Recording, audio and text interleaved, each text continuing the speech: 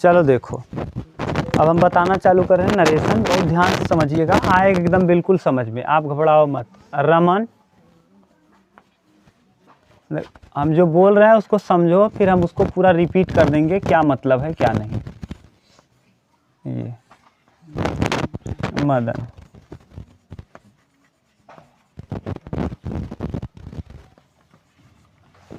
रमन मदन आई you,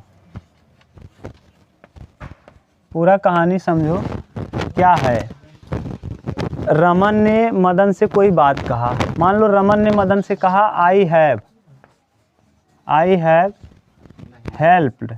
अब आपको पता है, आपको ये पता है भैया कि हैव के साथ हमेशा वर्ब का और कौन सा टेंस है, present perfect tense, present perfect. अब बिना टेंस का आप नहीं कर पाओगे। देखो हम बार बार कहते थे टेंस आवश्यक है।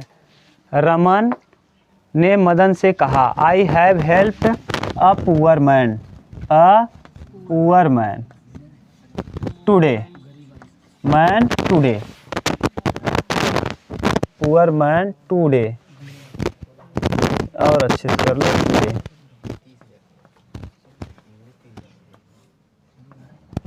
टुडे, अब यहाँ देखो सेंस क्या है, किससे कहा है, मदन से। रमन ने मदन से कहा और वहीं मैं था। मान लो आज की तारीख कितना है, आज का 7 तारीख, 7 तारीख को, 7 जनवरी ना 2024, 7 जनवरी 2024 को रमन और मदन आपस में बात कर रहे थे। रमन मदन को बोल रहा है कि रमन ने मदन से कहा आई have helped the poor man, मैंने एक गरीब, बैठ जाओ आके, मैंने एक गरीब आदमी की सहायता की है, कब, आज। ठीक, देखो सेंस समझोगे ना तब आपको फिर रिपोर्टिंग स्पीच, रिपोर्टेड स्पीच में कोई दिक्कत नहीं होगी। अब वहाँ कौन था, वहाँ पर मौजूद मैं था। रमन मदन से क्या कर रहा था, रमन ने कहा कि आई have helped the poor man today, मैंने एक गरीब आदमी की सहायता की है आज। ठीक, उसको कौन सुन लिया, मदन से ये बता रहा था रमन, और उस चीज़ को हम सुन लिए, और हाँ, और हमने सुन करके आपको वही चीज़ बताया ना। देखो सेंस क्या है उसको समझो, 4 मतलब मत समझो कि 4 लोग हो गए। रमन कोई चीज़ सुना, रमन बोल रहा था मदन को, और वहीं मैं मौजूद था, यानी कुछ अच्छी बात कर रहा होगा, उस चीज़ को मैं सुना और वही चीज़ रिपीट करके मैं आपको बता रहा हूँ। आपको हम 2 तरीके से बता सकते हैं, या तो जिस तरीके से रमन ने कहा है बिल्कुल सेम वही भाषा में वही लहजे में बता दें, जैसे वो कह रहा था वही। जब वक्ता द्वारा कहे गए कथन को बिना फेर बदल किए बिल्कुल उसी की भाषा में कह दिया जाए, जब वक्ता के द्वारा कहे गए कथन को बिना बदलाव किए उसी के भाषा में कह दिया जाए, तो ऐसे स्पीच को कहते हैं डायरेक्ट स्पीच। ठीक, यानी जैसे कहा था डायरेक्ट, कहीं डायरेक्ट ही बोल रहा है, डायरेक्ट नहीं। कुछ चीज़ें आप सुनते भी होंगे, डायरेक्ट नहीं बोलना चाहिए था, इनडायरेक्ट बोलना चाहिए था ना। डायरेक्ट और इनडायरेक्ट का मतलब समझ ना, डायरेक्ट किसी को आघात करना और इनडायरेक्ट आघात करना। जैसे जर्मनी वाला कहानी पढ़ाए थे, वो ऑस्ट्रिया जान रहा था कि वो रूस कह रहा था, रूस बोला घबराओ मत बच्चू, अगर स्लाव कंट्री वाले टूटेंगे तो तुम भी उसी में टूटोगे ना। वो इनडायरेक्ट कह रहा था, क्यों, क्योंकि ऑस्ट्रिया में रहने वाले लोग भी स्लाव मूल के थे, और नीचे अगर ये बोस्निया हर्जेगोविना टूटता तो पक्का वो भी टूटता। क्यों, क्योंकि स्लाव जनजाति यहाँ भी है और स्लाव जनजाति यहाँ, अगर यहाँ के लोग विद्रोह करेंगे तो यहाँ का बचेगा। तो रूस का चाल था कि इसमें भड़काएंगे, और अगर यहाँ आग जली तो आग यहाँ भी लगेगी। तो डायरेक्ट और इनडायरेक्ट का मतलब समझ रहे हो, यानी रूस कह रहा था घबराओ मत बच्चू, ऐसा आग लगाए हैं कि यहाँ लगा तो है यही है, यहाँ भी जाओगे ना। तो ये इनडायरेक्ट है। माने अगर डायरेक्ट बोल दिया जाए, यदि वक्ता के द्वारा कहे गए कथन को बिना फेर बदल किए बिल्कुल उसी के शब्दों में कह दिया जाए, तो ऐसे स्पीच को हम कहते हैं डायरेक्ट स्पीच। लेकिन अगर वक्ता के द्वारा कहे गए कथन को अपने शब्दों में बदल के कह दिया जाए, तो ऐसे स्पीच को हम कहते हैं इनडायरेक्ट स्पीच।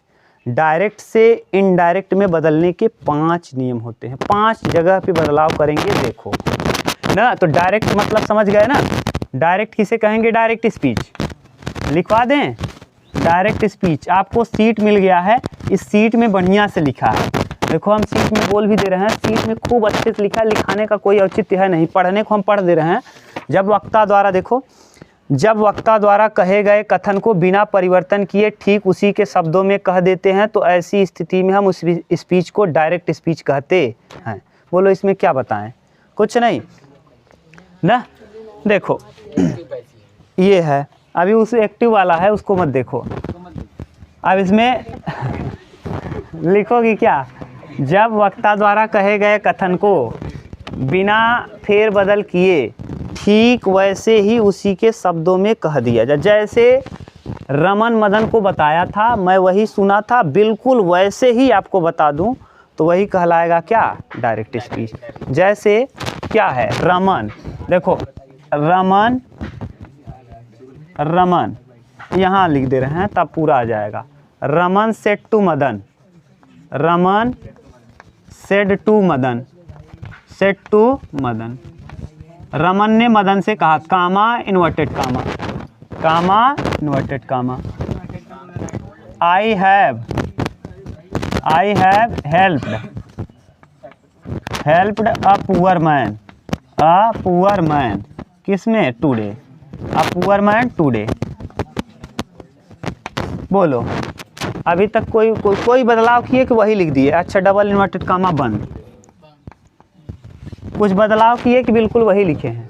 जो यहाँ कहा गया है वही उतार दिए हैं कि दूसरा बदलाव किए हैं? ऐसे स्पीच को हम कहते हैं डायरेक्ट स्पीच। क्या कहते हैं? Direct speech.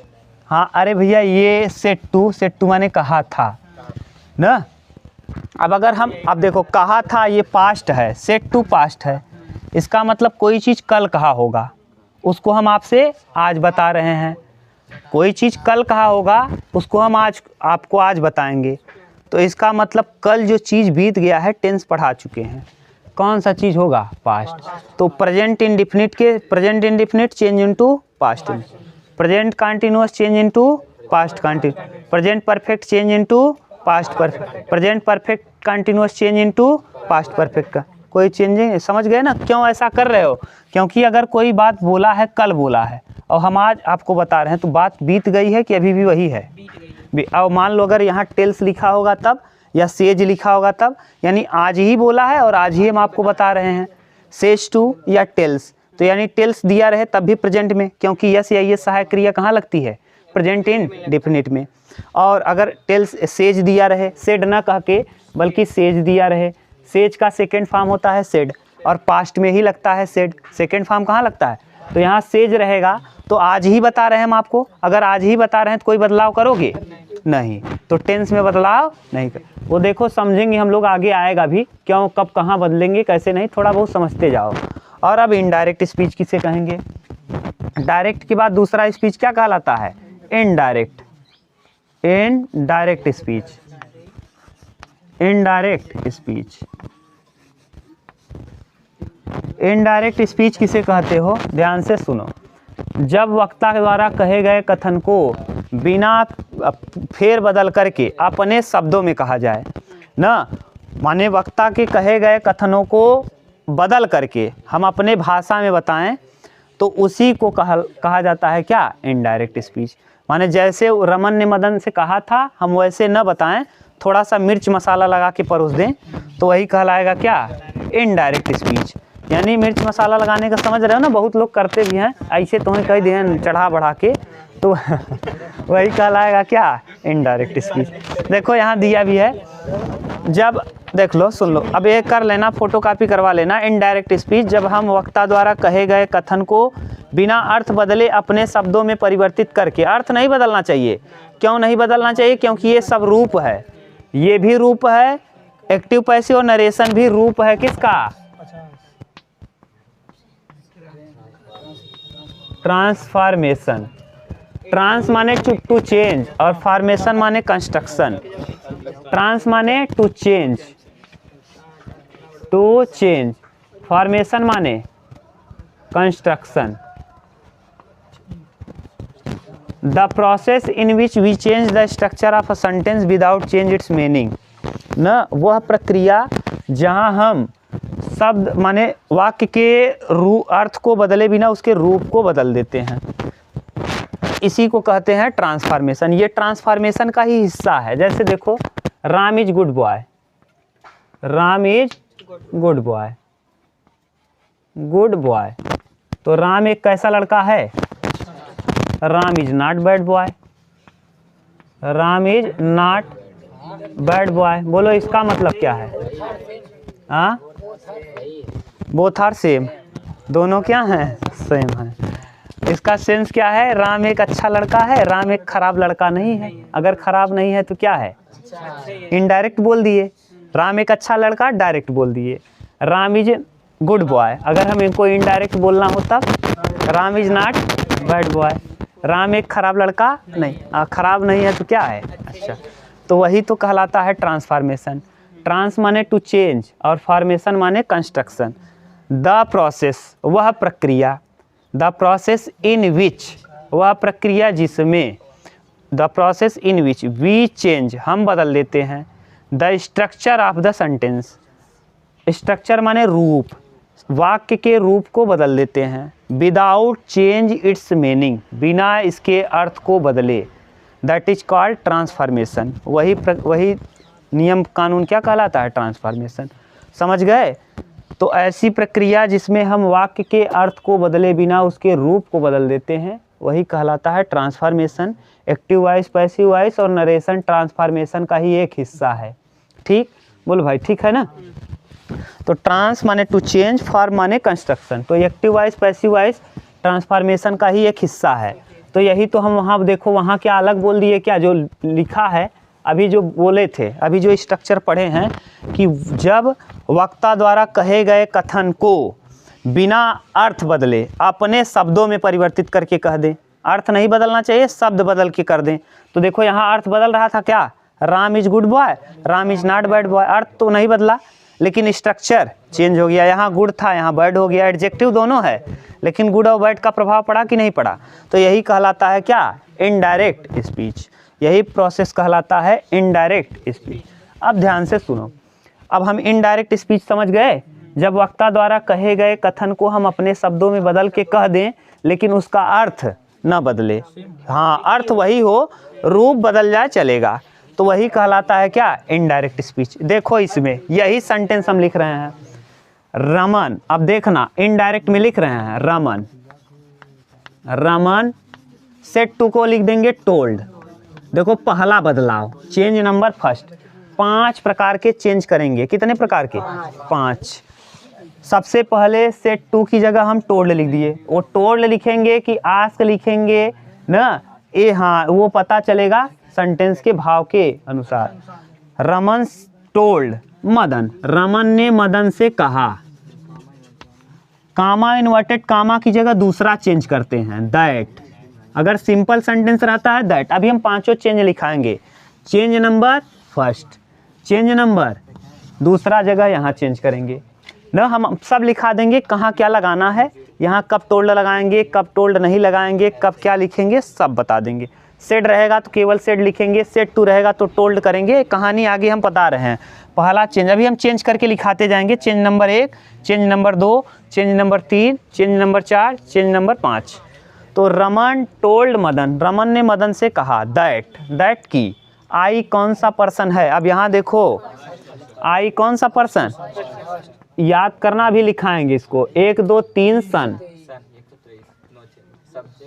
अब देखो फर्स्ट पर्सन किसके अनुसार?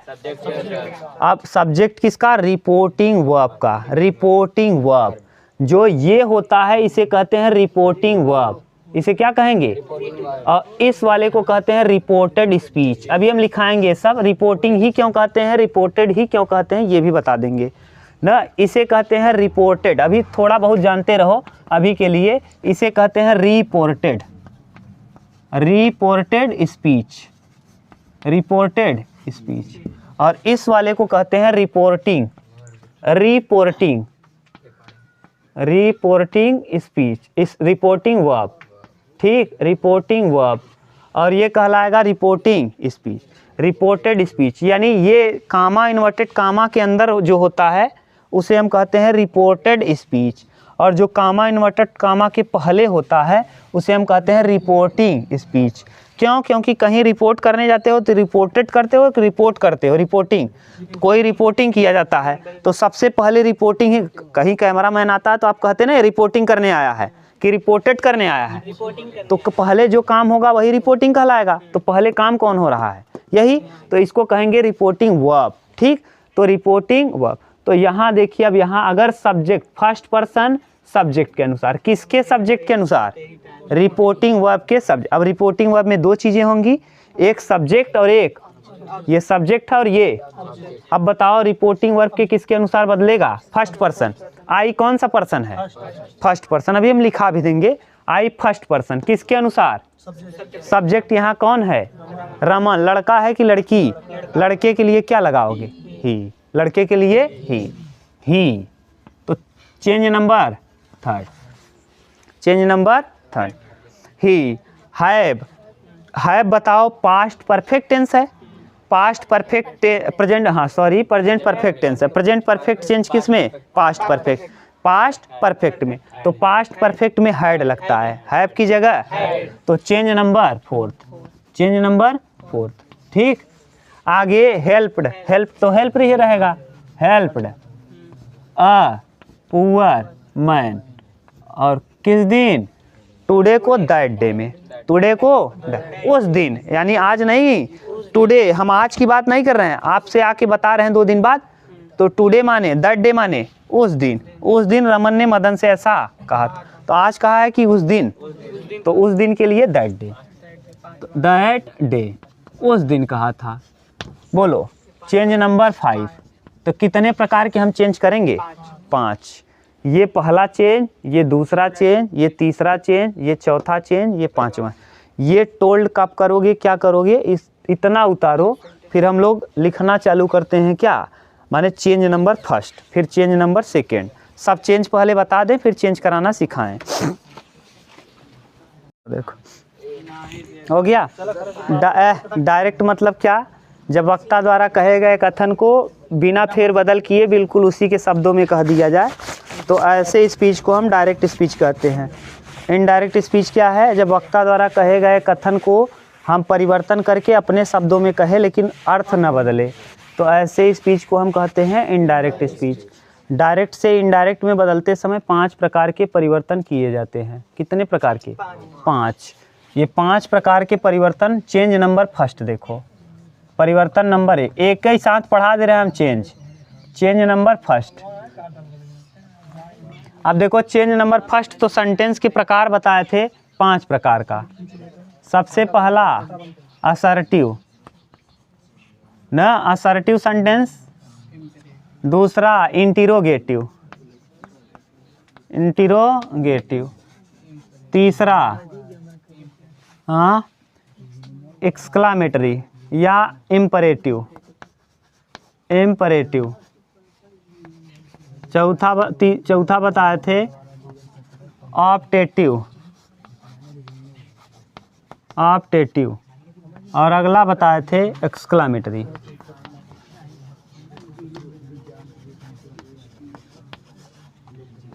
ठीक, change number first, change number first जाके देखो आप, सेट 2 था ना। अभी हम सेट 2 की बात कर रहे हैं, अलग से एक बार फिर देख लेंगे सेट 2। चेंज नंबर फर्स्ट यही देखो चेंज किए थे, सेट 2 को आप टोल्ड में बदलो। देखो अभी जो लिखे थे Raman said to Madan, Raman told Madan. तो अगर असर्टिव सेंटेंस रहेगा यानी सिंपल सेंटेंस रहेगा तो सेट 2 को हम किस में बदलेंगे? टोल्ड में। सेट 2 को किस में बदल देंगे? टोल्ड में। लेकिन अगर मान लो इंटरोगेटिव सेंटेंस रहा तो ऐसी स्थिति में हम आस्क्ड या इंक्वायर्ड में, इंक्वायर्ड में मीनिंग मिला लेना, आस्क्ड या इंक्वायर्ड में। अगर इंपरेटिव सेंटेंस रहा तो कई अर्थों में इंपरेटिव सेंटेंस इंपरेटिव मूड में बोला जाता है। जैसे अगर सेना का अधिकारी होगा तो कमांडेड ना, कमांडेड, कमांडेड। अगर मान लो आप किसी को और कहोगे तो रिक्वेस्टेड, रिक्वेस्ट करना हुआ तो वो तो भाव पता चलेगा कि आप किस भाव से बोल रहे हो, रिक्वेस्टेड। या हो सकता है आप ऑर्डर दो, ऑर्डर्ड ना। अब ये भाव के अनुसार बदलेगा, जैसा सेंटेंस का भाव रहेगा उसी हिसाब से हम इसको बदलेंगे। सेट टू को उसी हिसाब से बदलेंगे। डोंट टीज द मंकी, बंदर को मत खिजाओ। ये क्या बोल रहे हैं आप? एडवाइस दे रहे हैं, सलाह दे रहे हैं। या फिर आपको हो सकता है मना करें, अगर बड़े हों, आपके परिवार का कोई बड़ा आदमी हो तो आपको ऑर्डर भी दे सकता है, बंदर को मत खिजाओ नहीं तो काट लेगा। ठीक, तो ये बात क्या लगेगा आप समझ जाओगे, भाव के अनुसार उसमें भाव क्या है, सेंस, यानी प्रश्न का सेंस क्या है। और ऑप्टेटिव सेंटेंस माने इच्छा सूचक में, या तो आप इच्छा कर सकते हो विश, माने अच्छी इच्छा करो, या तो हो सकता है आप उसको श्राप दे दो, कर्स्ड ना। ये माने उसमें या तो आप अपनी इच्छा को व्यक्त करोगे या तो श्राप दोगे, या जो भी जैसा सेंस रहेगा उस हिसाब से हम करेंगे। एक्सक्लेमेटरी सेंटेंस में क्या होगा? Exclaimed with Joy, exclaimed with सारो। तो एक्सक्लेम्ड, एक्सक्लेम्ड विथ जॉय। हो सकता है आप आनंद वाली बात हो तो एक्सक्लेम्ड विथ जॉय। अगर मान लो खुशी वाली बात ना हो, दुख वाली, एक्सक्लेम्ड विथ सारो। एक्सक्लेम्ड, एक्सक्लेम्ड विथ सारो, एक्सक्लेम्ड विथ सारो, विथ सारो। समझ गए?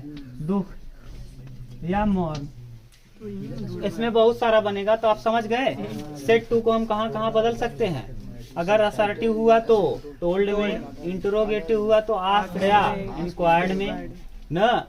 अगर इम्परेटिव हुआ तो इम्परेटिव के भाव के अनुसार न, उस सेंटेंस का भाव क्या कह रहा है। जैसे आप एक गिलास पानी मांग रहे हो कि कमांडर कमांडेड कर रहा है, सेना का अधिकारी है, कि आप ऑर्डर कर रहे हो, कि आप रिक्वेस्ट कर रहे हो, तो भाव पता चलेगा जब सेंटेंस लिखा जाएगा तब। अगला ऑप्टेटिव सेंटेंस में या तो आप विश करोगे या तो आप किसी को श्राप दोगे। एक्सक्लेमेटरी में एक्सक्लेम्ड विथ जॉय, या तो आप खुशी से उछल पड़ोगे न, भावनाओं में ओतप्रोत होकर के एक्सक्लेमेटरी सेंटेंस बोल दिए, बता दिए हैं। और यहाँ एक्सक्लेम्ड विथ जॉय सारो न। हाँ, एक्सक्लेम्ड विथ जॉय माने जैसे we have on the, well done, we have on the match. तो इसमें क्या हो रहा है? बहुत तेज, hurrah, we have on the match, वाह वाह शाबाश, हम लोग क्या हो गए? मैच जीत गए। तो ये भावनाओं में ओतप्रोत होकर के आप बोल उठोगे, तो एक्सक्लेम्ड विथ जॉय। यहाँ एक्सक्लेम्ड विथ क्या लगाएंगे? अब मान लो अलास आ गया, अलास कितने दुख की बात है, his only son is dead, उसका एक ही पुत्र था जो क्या हो गया? तो वहाँ क्या लगाएंगे? एक्सक्लेम्ड विथ सारो, कितने दुख की बात है। ठीक, ये हो जाएगा चेंज नंबर फर्स्ट। तो चेंज नंबर फर्स्ट ये हुआ। अब चेंज नंबर सेकंड क्या किए थे? इन्वर्टेड कामा, इन्वर्टेड कामा की जगह दैट लिखे थे। तो सेंटेंस 5 प्रकार का है, तो उसमें भी 5 प्रकार के कंजंक्शन लगेंगे जोड़ने के लिए। इन्वर्टेड कामा को हटा के वहां लगेगा। उतारो इतना तब आगे।